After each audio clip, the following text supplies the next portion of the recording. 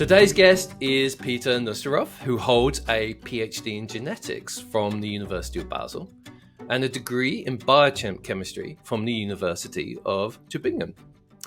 He's been working in the emerging single-cell analysis market since 2015, and this gave him the inspiration to start Skylight, as a co-founder, and then move to CEO in 2017. We're going to be discussing board management composition for DeepTech startups. I'm Tony Wood from CEO Collaborative Forum, and let's hear CEO Reflects. Peter, a very, very warm welcome. Thank you, Tony. Thanks for this nice introduction, and I'm really happy to this on this platform.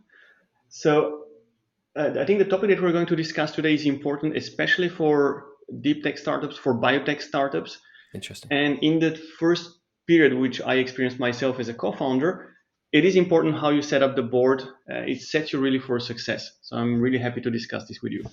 Excellent. So, I mean, the first question I really wanted to ask you, because I'm so pleased we picked this subject, is, in your opinion, what is the ideal composition of a board and executive team for a deep tech startup, and to ensure the right mix of expertise and stakeholder representation and diversity?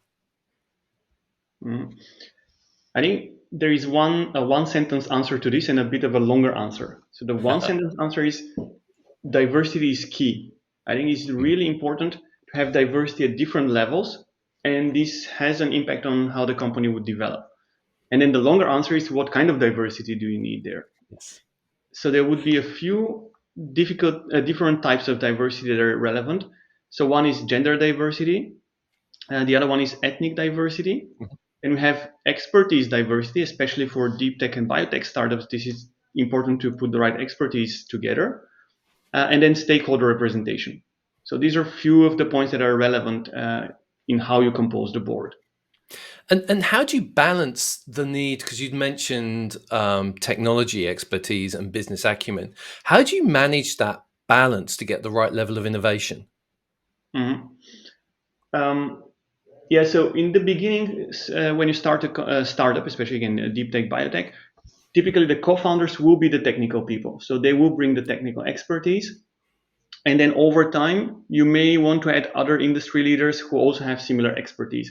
But in the very beginning, you would rely on the co-founders, potentially also the scientific co-founders who may serve as advisors. And then you need to complement them with people who are experienced in setting up startups, in growing the business, in setting up the business in the beginning, who have complementary skills to the founders. So this is important in the beginning to have this complementation. And then as the company evolves, and we can touch on this in more detail, this needs to evolve as well. And how do you figure out what skills you have? I mean, that requires a great deal of self-reflection, doesn't it? Indeed it does. I think the technical skills are easier to figure out where you're good at technically, especially if you have a PhD in a certain topic. It's more on the business skills and also the management skills. And this is not so evident, especially if you're a first-time founder, first-time CEO. Again, right. On my personal story, I was not sure or not clear about my strengths and weaknesses when I started the company. And what helped me was really to talk to other people who were experienced, who took this path already and were ahead of me a couple of years already in the business. And then talk to them, understand what's their journey, and then project myself on this journey. And then, of course, as I was setting the company, in the beginning, we were 4 people. Now we're 20. Goodness. I was also reflecting and seeing, where do I have difficulties? Where do I feel emotionally uncomfortable? Because this potentially highlights my weaknesses. And where do I feel in my waters? Because this highlights your strengths, mainly on the management side and going out, taking things internally, taking things externally. So these are the aspects that you need to look into. So are you more an introvert and liking to do your own thing? Or are you the extrovert people who would go and talk to unknown people, make new connections? So this you need to figure out rather early on, because this would define where you would be serving the company best. I mean, that does require a reasonable amount of self-reflection. So what strategies have you utilized? Because obviously you've done it successfully. What strategies have you utilized to get that right background, to get the right level of diversity that's going to help your company flourish? Mm-hmm. So here I want to go back to the first question that you asked about diversity and the four elements that I outlined.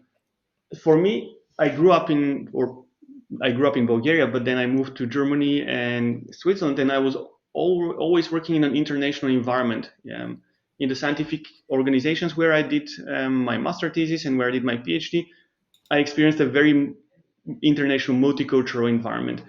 And this also for me, yeah, was an eye opener how important this diversity is and these different perspectives. And this is something that I live myself and that I established also at Skylight.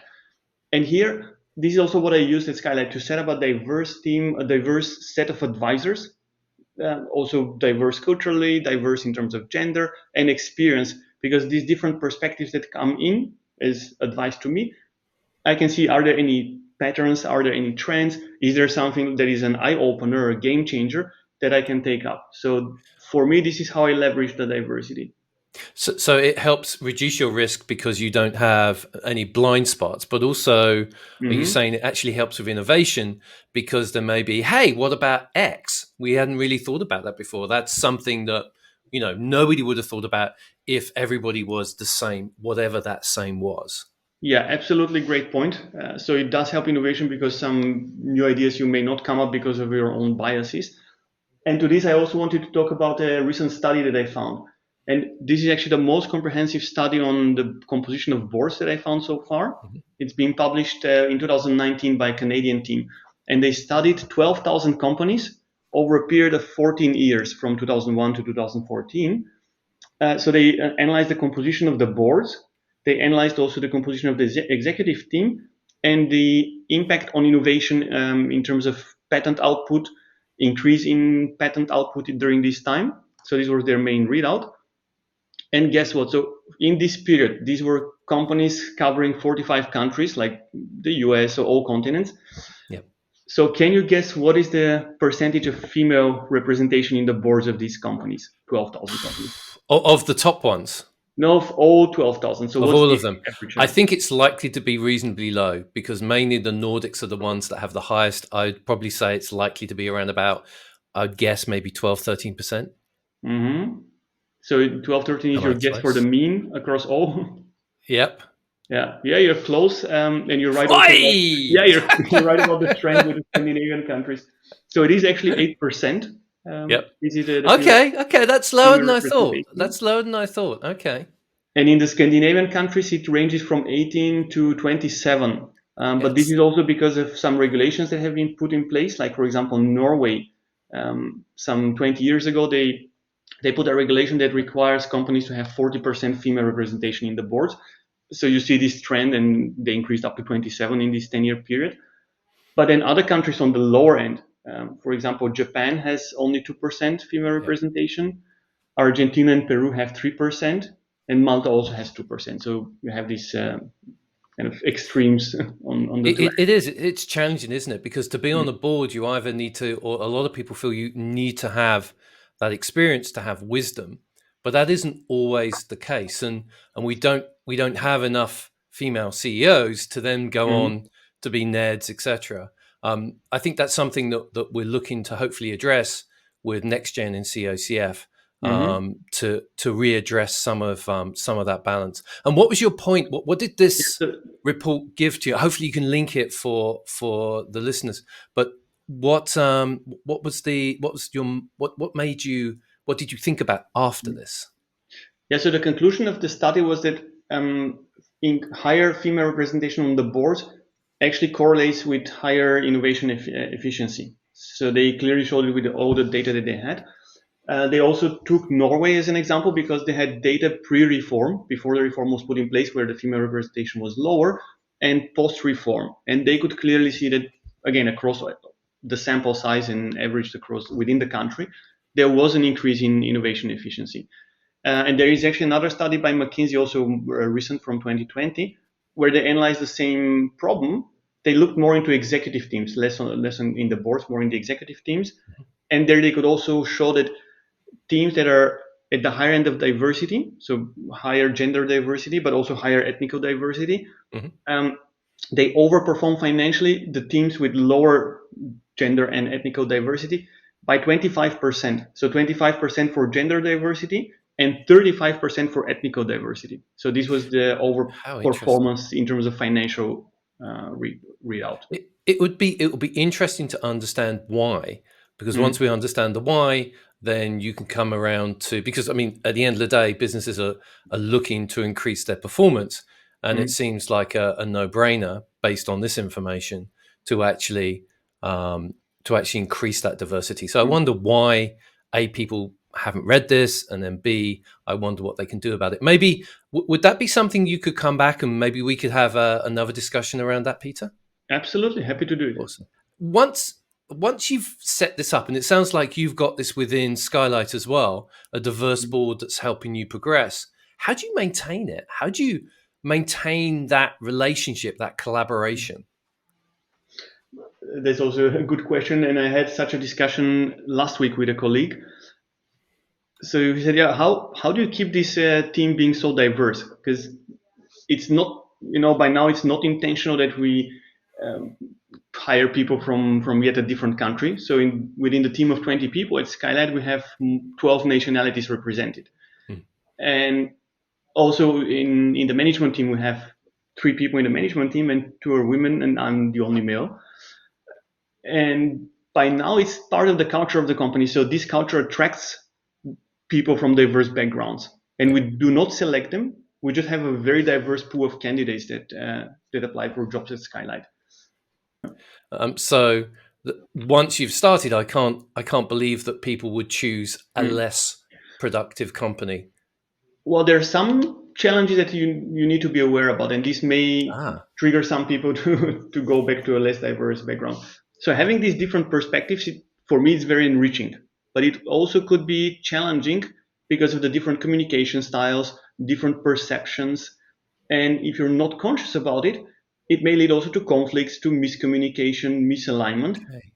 And one way to solve it is to say, well, we go to a less diverse background where everyone has the same perspective, so we understand each other better, we communicate better. Yeah, that'll work. Yeah, that will work, but then you remove the diversity of perspectives. So yeah. I think that's the challenge where one could fall into this trap. And what one thing would you recommend to, say, a first-time CEO? What would you say, this is what I recommend you do? You're going to do this, just one thing. So if they did just one thing after listening to this podcast, what would you recommend they do? Something we didn't talk about, and I think is really important, but I'm not sure whether this is the first thing I would do. Okay. So the stakeholder representation is really key as well. And in the beginning, so the stakeholders for a startup would be your investors. It would be later your employees when you have more employees, customers when they're customers. But in the beginning, the first stakeholders will be the founders and the investors. So these 2 groups you need to balance. And inevitably, you need to take an investor director once you get money from investors.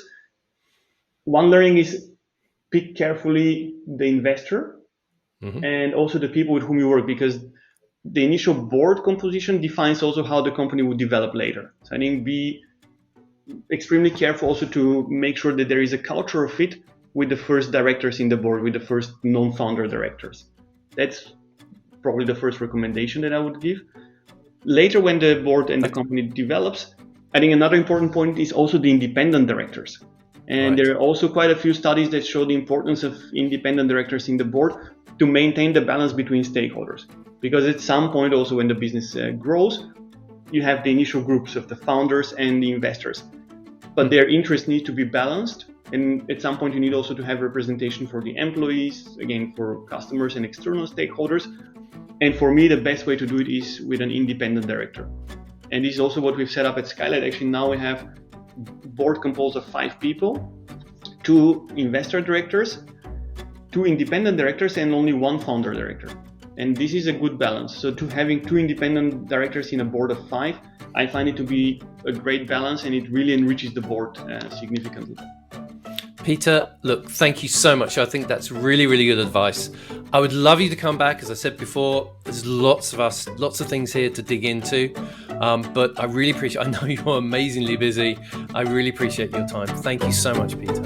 Thanks a lot, Tony.